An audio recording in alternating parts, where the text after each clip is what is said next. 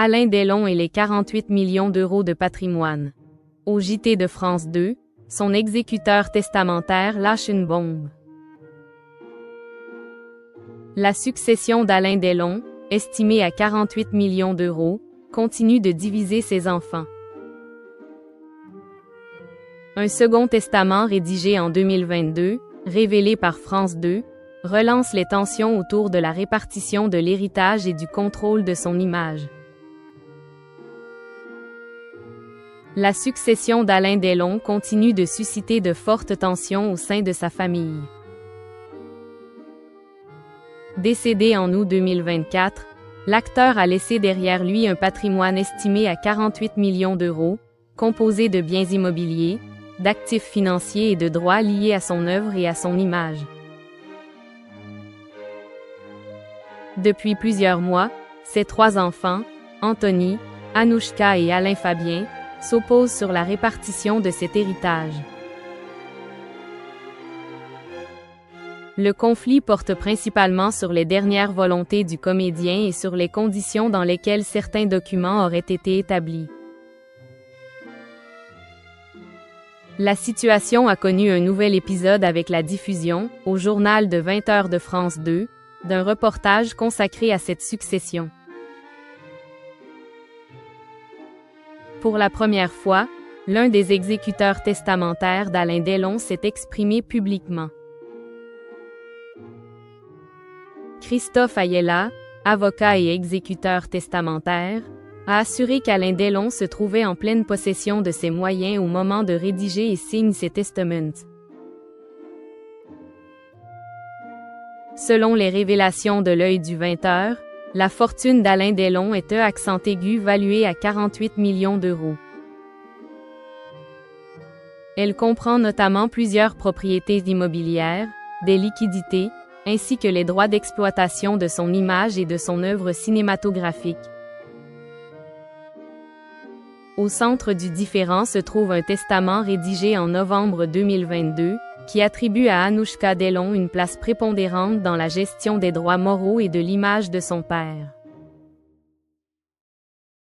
Ses frères, Anthony et Alain Fabien, contestent ce document. Ils estiment en effet que l'état de santé de l'acteur, affaibli après un AVC, ne lui permettait plus de prendre des décisions en toute lucidité. Anthony Delon a d'ailleurs engagé plusieurs démarches judiciaires, notamment pour demander une expertise médicale rétrospective. Alain Fabien Delon a également saisi la justice afin de contester la validité du testament. Les deux frères réclament une répartition différente de l'héritage et contestent le rôle attribué à leur sœur. Tweet relatif à Alain Delon et les 48 millions d'euros de patrimoine.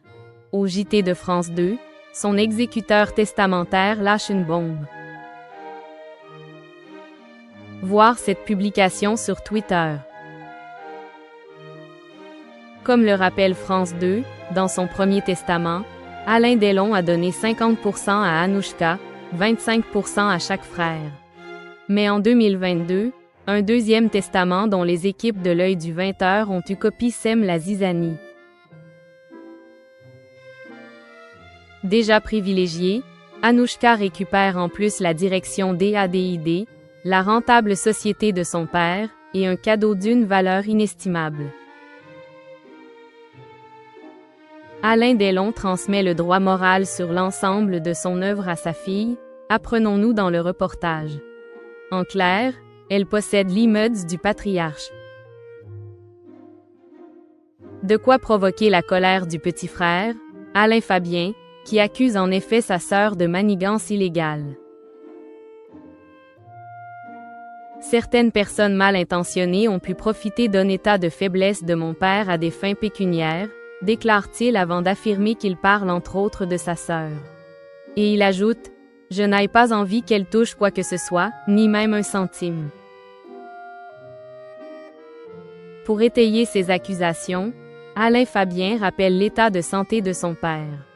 En 2019, Alain Delon est victime d'un AVC. Peu après, il échoue en effet au test de l'horloge, un examen utilisé pour évaluer les fonctions cognitives.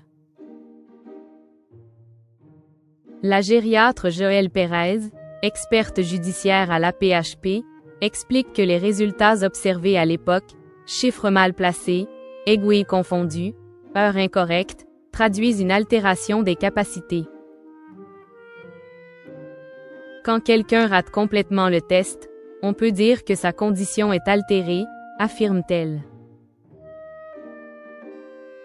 Dans les dernières années de sa vie, Alain Delon enchaîne les hospitalisations dans une clinique suisse.